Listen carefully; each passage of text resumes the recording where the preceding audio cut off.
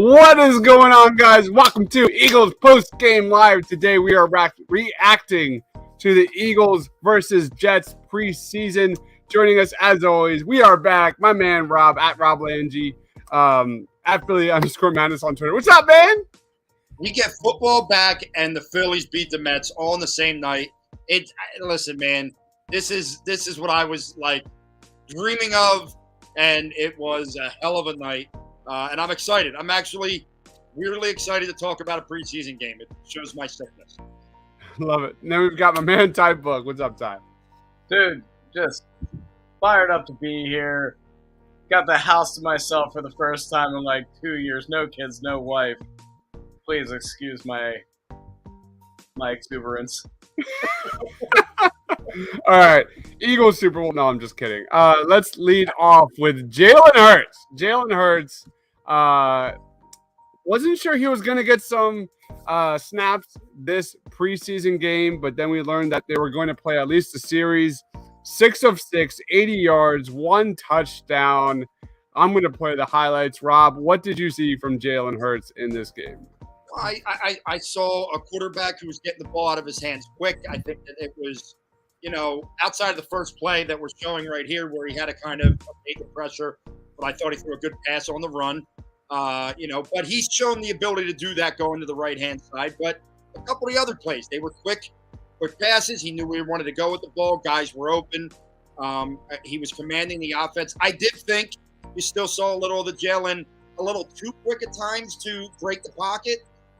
Noticed that a couple times. But all in all, 6 for 6, 80 yards, a touchdown. Technically scored 2 touchdowns. Not really much you can complain about there. This is the play that I really like, Ty.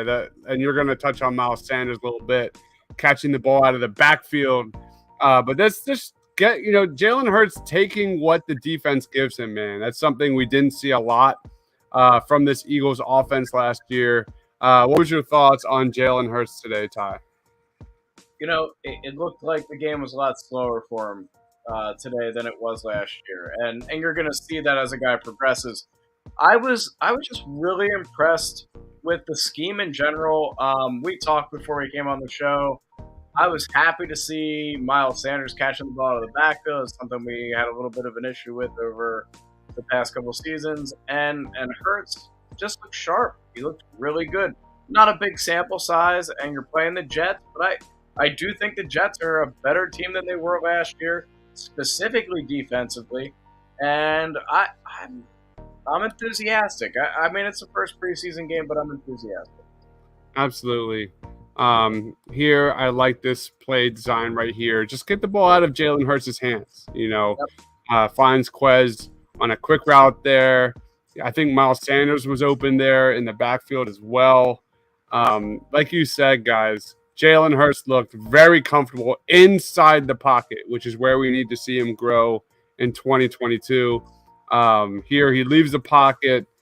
This is that unnecessary roughness that he gets popped on the sideline, man. Are the Jets a fraud organization or what? That guy should have been thrown out of the game. This is a preseason game, and it's not even like it was a bang-bang play. He's 3 yards out of bounds. But I'll say this. If there is anybody who doesn't like Sirianni's fire, they love it now. Oh, that Yes. Ross Tucker going, I can't read lips, but I think I agree with him. Maybe the best quote you're going to hear all year, right? I loved Nick Sirianni's emotion there. Yeah. It was like that was one of those moments where we went, that's our coach. That's our coach. You know what I mean? That was great. Love it. Yeah, that was absolutely epic, man. Nick Sirianni going absolutely off. I don't know who he was yelling at. He was clearly yelling at someone. Specifically, someone in the booth or something. It looked like he was yelling at the Jets bench. Was it? And John Clark said that it was right at Robert Saleh, but I don't know if it was him or the defensive coordinator or the player. But it was so ridiculous. I mean, you don't do that in that situation. Yeah. Here's another pass screen to Miles Sanders. Look at my man Cam Jurgens. 10 yards down the frickin' field. Cam Jurgens actually played a lot more. We're going to deep dive into Cam Jurgens in a little bit. Played a lot more than I thought he would, given Jason Kelsey's clean out. But man, Cam Jurgens just moving people down the field. Jason Kelsey 2.0. And here's, I think, the touchdown pass. I could be wrong. A.J. Brown down the sideline, frees up Dallas Goedert for a wide open touchdown. Leaps into the end zone. Eagles 7-0. Jalen Hurts 6 of 6, 80 yards, 1 touchdown. What an epic debut in 2022, man. Can't really ask for more than that. How would you grade Jalen Hurts in this game? No, he's an A. He's an A. I'm not going A plus. A solid A. Like, I mean, that you can't ask him to do more than that. The only way he's an A plus is if he makes some crazy, ridiculous play. And I thought he was just so consistent that it's just the perfect day. I give him a 94. Yep. What about you, Rob? Yeah, I mean it's an A. Like I said, there's those little things that are still there, but a small sample size. That touchdown pass, I think my favorite thing about it is when you watch the replay, the two defenders that go to A.J. Brown that just leaves Dallas Goedert wide open, and it's that's the other thing A.J. Brown brings to your team, by the way. Even when he's not touching the ball, he's influencing the game. But no, I was very happy with what you saw from Jalen Hurts. Small sample size, as we said. But, yeah, I mean, you can't expect anything more when you get, 6 plays or 8 plays, whatever it is. Yep. All right. Next up, Eagles first, 24-21. Eagles lost 24-21, just in case anybody's watching. I want to point one thing out about the A.J. Brown comment. I love what Rob just brought up, where he is drawing guys. Just think about the fact that Devontae Smith did not play today. Mm-hmm. Wes Watkins is a legitimate 3 receiver. So you've got A.J. Brown, Devontae Smith, and Dallas Goedert, who averaged more yards per catch than any tight end in the NFL last year. That is a scary combination. Really scary moving into this season. I am really excited for Sundays, and it's the first time in a long time. Like last year, I was not high on what we had. Man, am I pumped. I am really pumped. Well, I think this is a win-win for the offense for the sake that it's not been easy going at all for this offense during training camp. As usual, that defense is always a step or two ahead of the offense, and that has been the case so far through Eagles training camp, and the Eagles offense looked terrific, albeit it is the New York Jets. It was the New York Jets. But let's throw it to the other side of the field before we get into some other guys. And the guy I want to bring up is a guy that we've been waiting for to see his Eagles debut, and that is Jordan freaking Davis. Here's a play.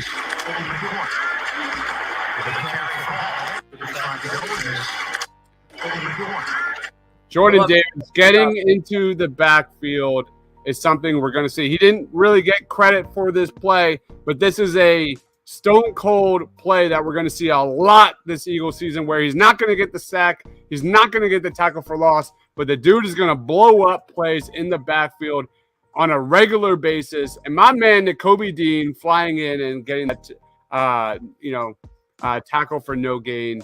Lead us off, Ty. Like, what did you see out of Jordan Davis here?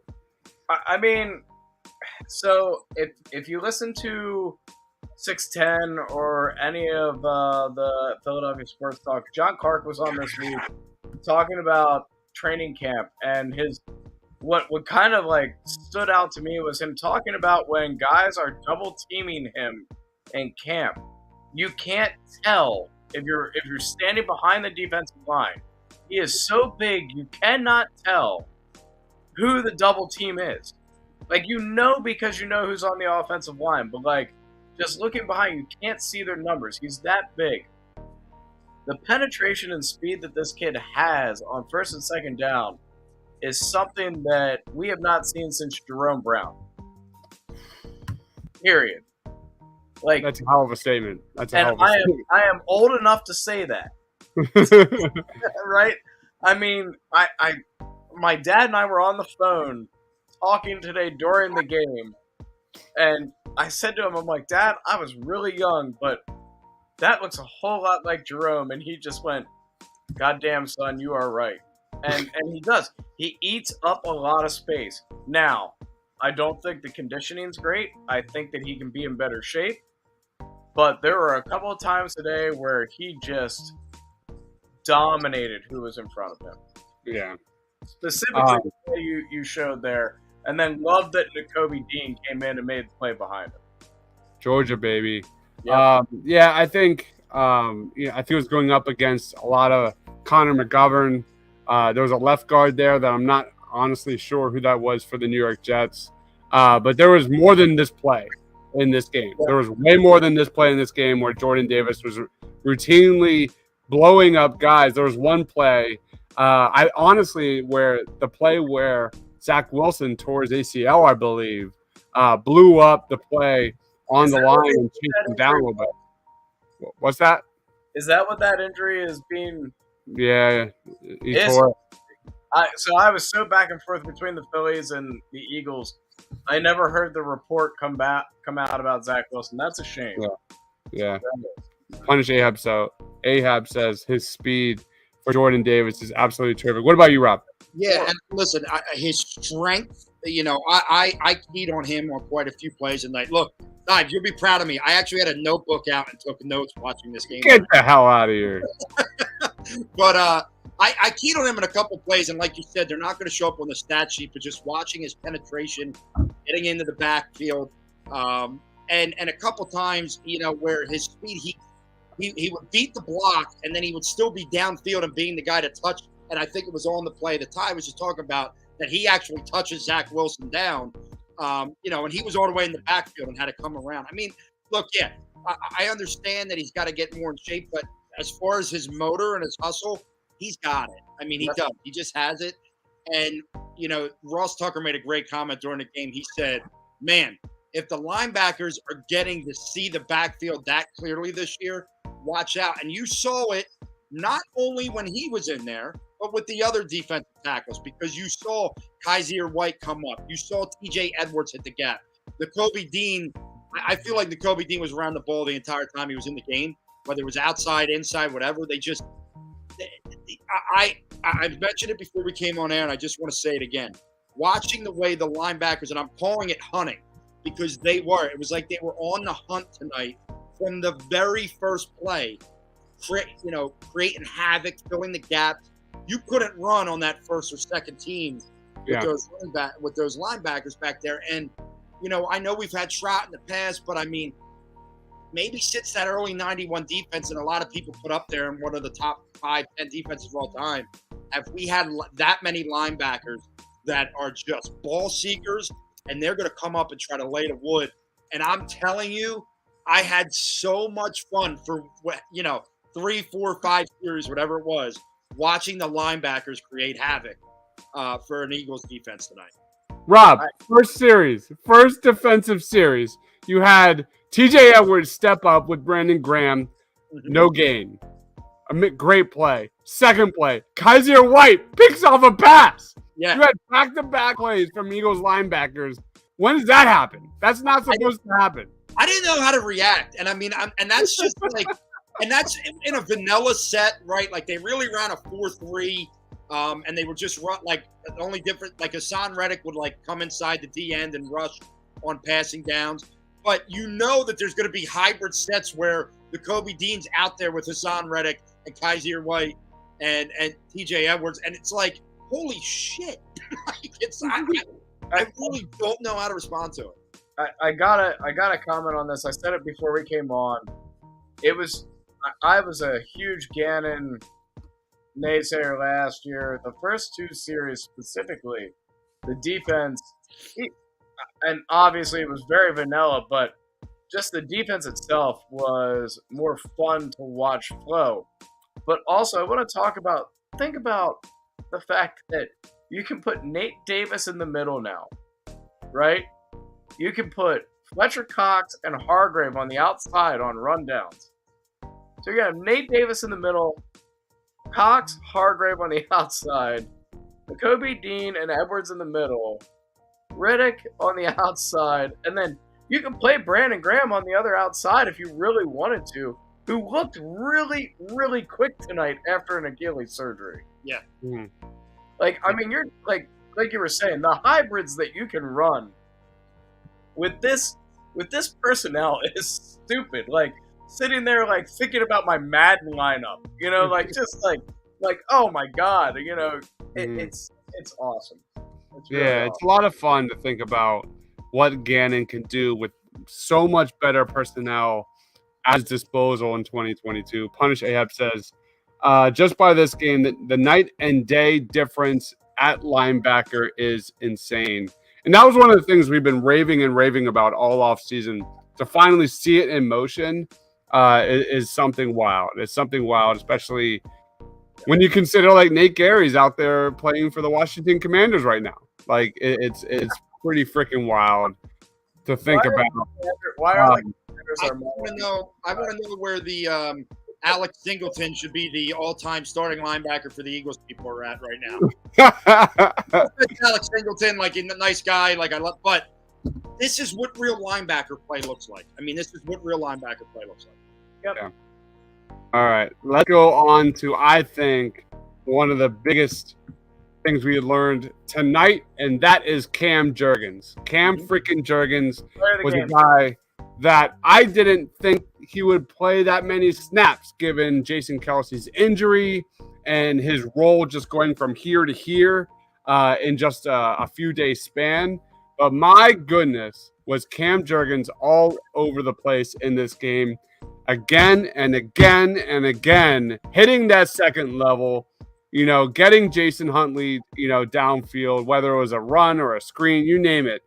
Cam Jurgens was everywhere. I mean, he looked like Jason Kelce incarnate. I'll throw it to you, Ty. What was your take on Cam Jurgens?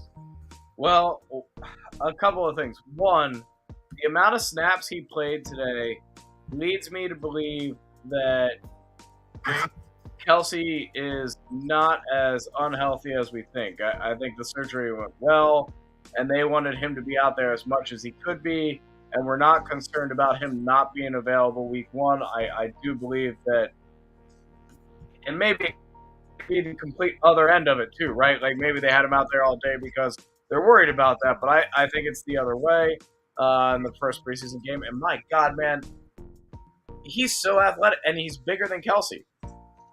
Like that play you're showing. Yeah, absolutely. He is quick off the ball. Did not see one bad shotgun snap, which is what I always worry about with rookie centers. And I mean, he's player of the game tonight for me. And Ross Tucker took it away. If you watch the broadcast, Ross Tucker made it very clear he was a player of the game. But I was blown away about how good he was. But I'm also just blown away about how good this offensive line is going to be, right? Dickinson is out today, not hurt, just not playing. And him and Mulata are apparently just going to anchor down the left side of that line. Lane Johnson looks healthier than he has in like 3 years. I mean, he looks trim and fit. And then you've got this kid to back up Kelce. What a great sign for this Eagles team. What about you, Rob?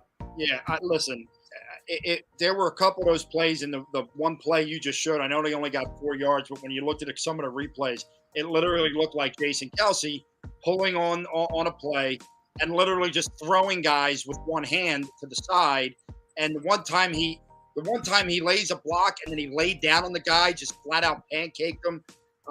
He's got that energy about it. I'm watching it on TV right now. He just you can't say enough about this kid right off the bat. I mean, and it makes sense now why they used the second round pick on him in that, you know, in the draft, because Jason Kelce pinpointed him and he plays just like him. You know, he plays just like him. And the other one was on their second TD when they had the 4th and goal. If you watch the push that he alone gets up the middle, it legitimately handed Jason Huntley the touchdown. because he pushed the guy 4 yards into the end zone, and it was just an easy walk-in at that point. That's what you want out of this guy. And if you're getting that now, when he doesn't even need to do it this year, there's nothing wrong with that. Nothing wrong with that. What does that tell you about what kind of either front office guy or coach Jason Kelce is going to make in a couple of years? There's a lot of hope it's in this organization, right? Like, this organization trusted him enough to listen to his opinion on this kid, right? I mean, don't get me wrong. I think the organization is pretty tight that way, but they listened to his opinion, and after just one game, I'm sitting here going, God damn, he hit the nail on the head. That is the guy. Like, yep. I love this comment too. Yeah, Punish Abe says the past 3 years I've been telling myself they need to win the center lottery to replace Kelce. Well, that's changing, I guess. So, I'll throw it to you, Rob. Anything else you want to touch on before we get into player of the game? Yeah, I want to touch on 3 things that bothered me tonight. I got a few. I figured, I didn't know when we were going to do that, but I figured let's end on a positive note, so let's just mix it in here. Jason Huntley can't play, and I don't want to see Jason Huntley, and really I don't need to see Reed Stinnett either with those 2 guys. Jalen Reagor looked good catching the football. I know that they made it an absolute conscious effort to get him the ball with the second string, because I'm pretty sure they threw 4 straight passes to him. But okay, all good and well.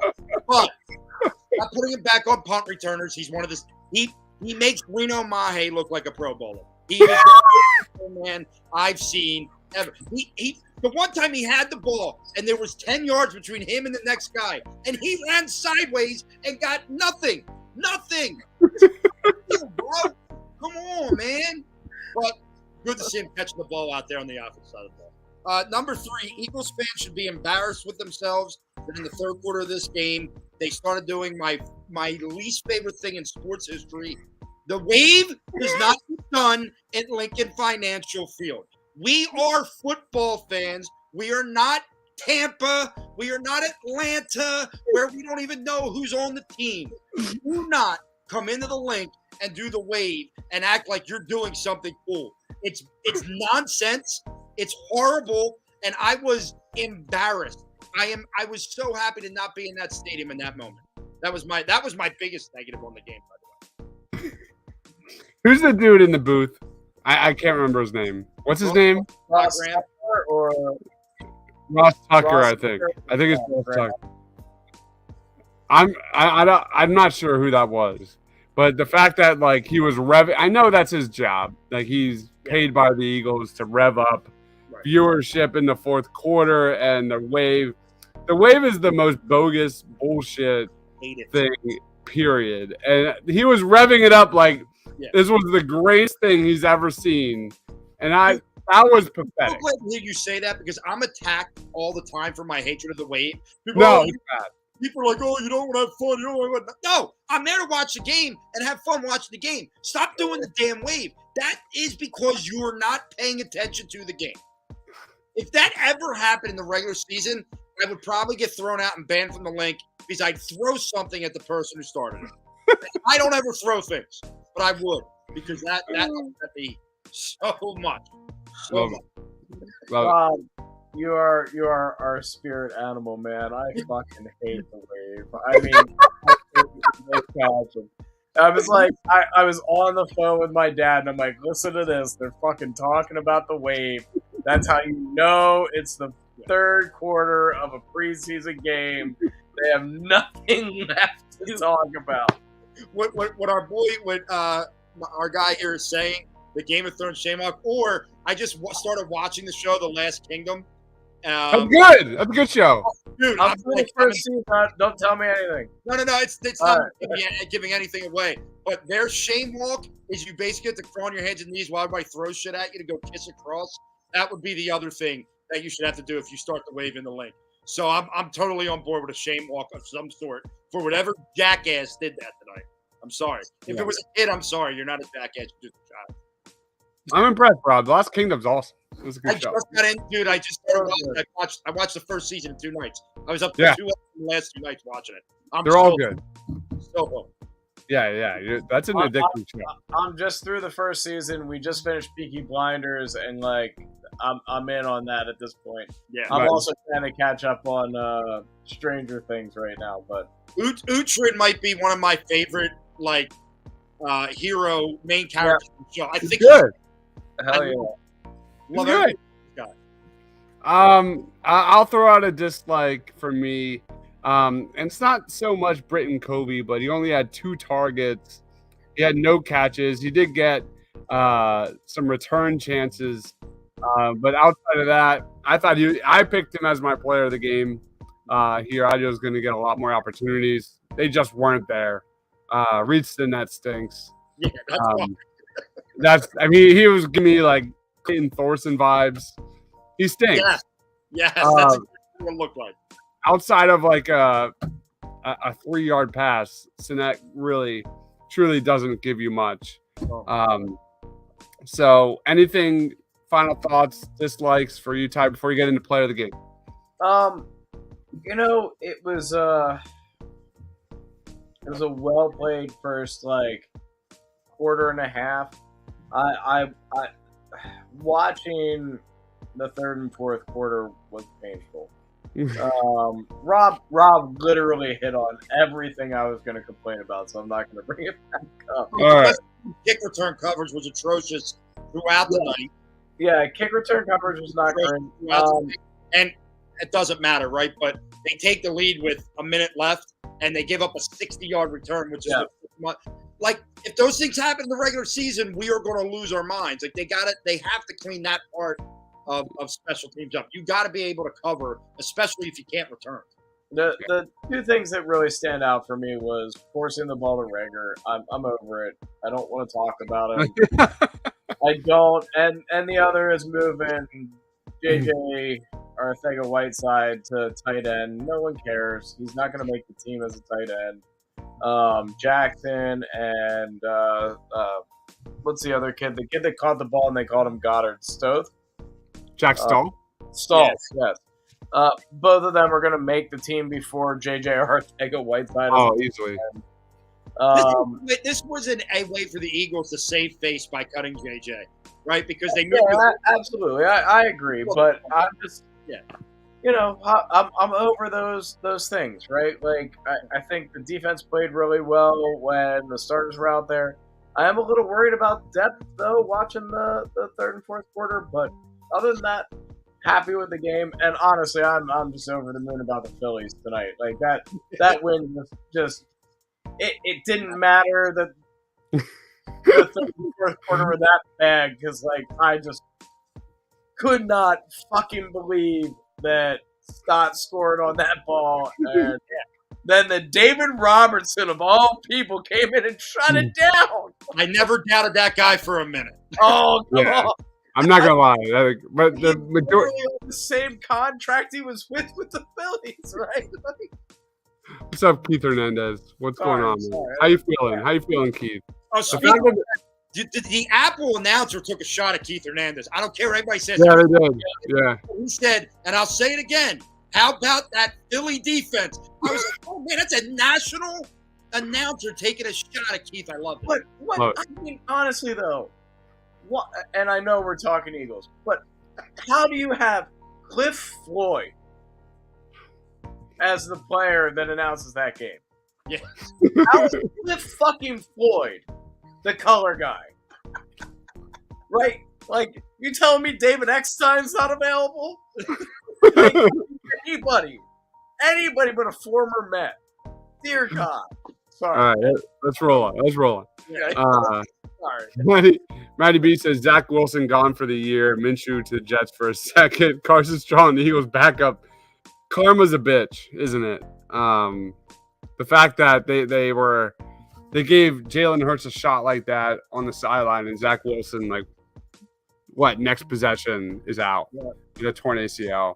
He's just, I'm not hoping for injuries on any man, but no, come on. Zach's just pumped that he gets to hang out with his mom's best friend. Listen, Zach Wilson is a national treasure, and I love him. And I feel bad that he's going to miss this season, but it won't stop me from loving me some Zach Wilson. Yeah. Not even because of what he did, but how he handled the situation. How he popped back on Instagram out of nowhere and said, "Been away for a few days. What's going on?" That was the single greatest line ever. It really is. Like it made the ex-girlfriend look that much more bad for what she. Oh, it's awesome. all right, let's roll on to our player of the game. Give it to you, Ty. Who's your player of the game? Oh. I mean, Jurgens is player of the game. I mean, I can't help but say it, but honestly, you know what? It's Gannon. Gannon in the first two seasons. Wow. Okay. I was so hard on him last year, and Jurgens. Everybody knows Jurgens is player of the game, but it's Gannon on the first two series. I really liked, even though it was vanilla. I liked it was different than last year, and guys were where they needed to be. There were lanes open, and he has the players to do what he wants to do now. I think. Yeah. So let's see what happens. What about you, Rob? I mean, you could say Jurgens. I'm going to go with the middle linebackers. I'm going to go with Nakobe Dean, Kaiser White, T.J. Edwards, because I felt like when those guys were out there, when the pile started to break up, they were coming up from the bottom of the pile almost every time. And I think, it's just such an excitement for me to see middle line. Like, look, Hassan Reddick's going to do his thing in the regular season and the outside guys. And Davion Taylor is who Davion Taylor is. But to watch those three guys, two newcomers, and a kid who we've been watching now for 4 years or whatever it's been, just, creating havoc at the line of scrimmage. It was so nice to see.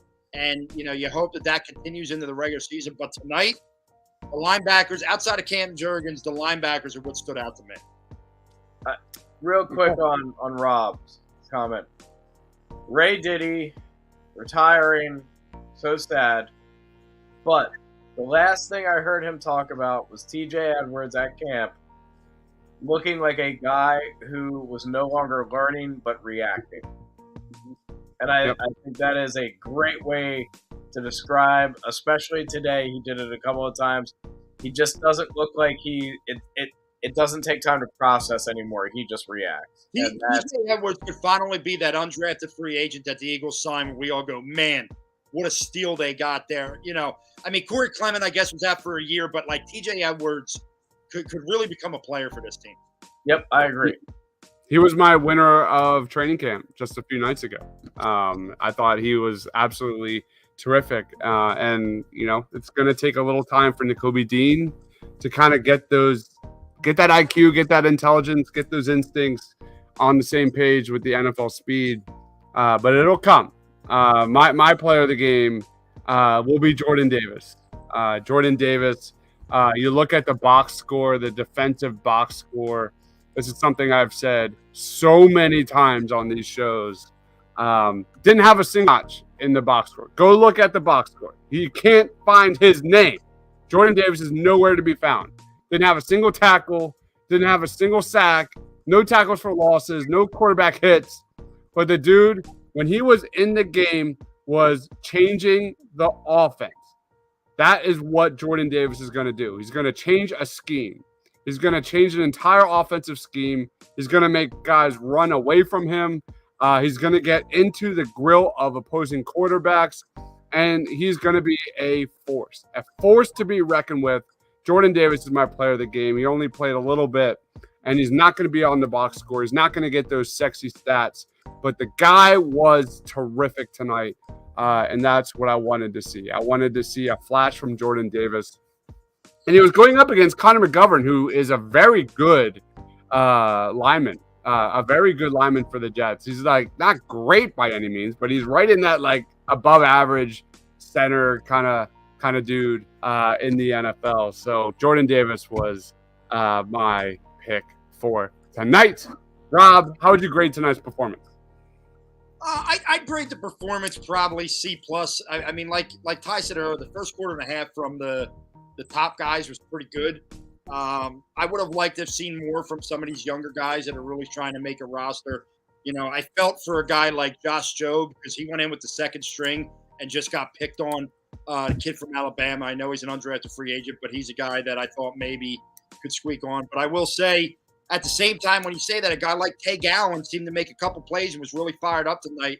That's the guy that came over, I believe, in the trade for Zach Ertz. And he's a guy that obviously, they hope that they could do. I thought Zach McPherson was okay with the second team. But once you got to the third and fourth quarter, no one really stood out. No one really impressed me. And that was a little bit disappointing. And the fact that, they scored 14 points early and then never scored again until a minute left in the game. So I'll give it a C plus from that standpoint. But if you were ranking just the first and second team guys, I think a high B plus is probably where you're at. We have Big Green saying, wow, my quarterback tore his ACL. No worries. We have Joe Flacco who didn't play tonight. What about you, Ty? I'm a C plus with the first half. I mean, they keep that first half. I mean, they're an A. I liked what I saw from the defense. I even liked what I saw from Gardner Minshew. I mean, if Hurts is going to move around as much as he does, there's a good possibility that we're going to see some Minshew this year. So I thought the first half was well designed. In the second half, I don't think it would have mattered if somebody drew it up with a fucking crayon. I don't think anybody would have been able to figure it out. And that worries me, right? Like, it doesn't worry me that I think that we're going to lose, 15 games, but it worries me about the depth and some of these younger players that they brought in.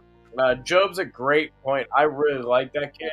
I thought he was going to be a guy that snuck onto the roster as a special teams player, and if we got a little shorthanded on the defensive secondary, but like tonight, he was not good. But all in all, a C, but almost all second half. If you're going first half, second half grades, first half is a really good B plus. Second half is a really bad D minus. The Phillies game absolutely made the second half so much more. Yeah, I guess more bearable. Yeah. Not even close. Big Green. Nakobe Dean is who I thought we were trading up for. Who was he referencing? Who am I missing? In the first round. I mean, a lot of us thought Nakobe Dean was going to be a first round linebacker. I don't think that they have to trade up. Oh, I thought he was talking. I thought he was a Jets fan. All right.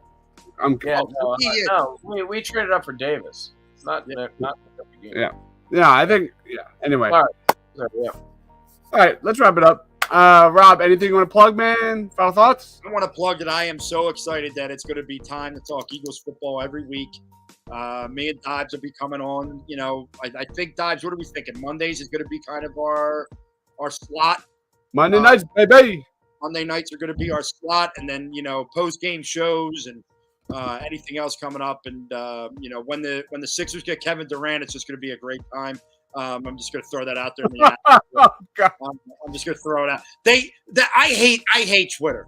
I hate Twitter because I would have had no thought of it. And then they say he mentioned it. And then you see him and James Harden at the concert and then in Barcelona working out. You're like, oh, you jackass. It's not going to happen. Why do you do this to me? But no. But we'll, I'm on Party Abroad. This is where I like to be. I love talking sports with these guys. Love talking birds. I'm glad it's back. Good time, man. Good times. We have Patrick in the house. What's up, guys? What's going on? Patrick, he is a Jets fan. Who did the Jets take in the first round? Well, it was Sauce Gardner, right? It was Sauce Gardner. Maybe they traded up in the third and took somebody else that wasn't Nakobe Dean. Who am I missing? Who's that second pick? Let me know, Big Green. What about you, Ty? I got some really exciting stuff. If you guys want me for any Eagles stuff, let me know. I'm really pumped about that. And I'm in Phillies, too, as the season moves on. But there is a new podcast coming out. It is Bucket Hats and Birdies. As anybody that's watched before, we are a golf podcast. We have picked up some really big sponsors. We're actually getting paid to do it at this point, and we are pumped about it. So bucket hats and birdies at Ty Golf 9 Instagram. You can go check me out there. But in the next 3 weeks, we're about to launch something really cool, really good stuff. I'll obviously let Chris and Rob and everybody at the Painted Lines know, because they were a big part of this happening when we were the Pull the Pin podcast on the Painted Lines. So we're super pumped about that, and we don't forget. We're really excited. Still want to get some sort of the Painted Lines golf outing out there, but yeah, man, please check me out at TyBook3 on Twitter or at TyGolf9 on Instagram. And there's going to be a new Instagram, a new Twitter, and a bunch of new awesome stuff about to happen that is a lot of fun that I have to wait about a week to talk about. Love it, man. Love it. Patrick says, how can I link in the show? We're closing up shop here. Next time, Patrick. Next time, man. You can join us for real. Thank you, everyone, for watching. Tons and tons of Eagles content coming to the channel over the next day or two. I did a quick Jalen Hurts breakdown during halftime. You can go check that out. I'll just give you my quick thoughts on every play we saw from Jalen Hurts. So, yeah, Party on Broad will be going down on Monday. Rob, our guys from DSM Media, will be joining us for a crossover show. Remember Dylan? That'll be fun. It'll be fun. It'll be fun. We always have a good time. Always a good time. Always a good time. My guys at DSM Media. Yeah. So, Ty, what's the podcast called one more time? Bucket hats and birdies. Bucket hats and birdies. Yeah. Love it, man. I love it, man. All right. It's fun. I will. Honestly, we're 3 days away from a huge release. I will send you guys all the info. It's gonna be a ton of fun. And we're looking for guests. We're looking for everything. Whether you've ever played golf before or not, it's awesome. And we're gonna have a bunch of giveaways and free rounds of golf to give out, and it basically everywhere from Philadelphia to Pittsburgh. So it's good stuff. It's awesome, man. All right, bucket hats and birdies. My man Rob over there at Philly_Madness. I am Dives, Mr. Crockpot. Thank you, everyone, for watching. We'll be back again for every single Eagles post-game show there is. Much more to come here moving forward in terms of previews, preview shows like pregame shows, halftime shows, and more to come. So thank you, everyone, for watching. For Rob, for Ty, for myself. Stay awesome, everyone.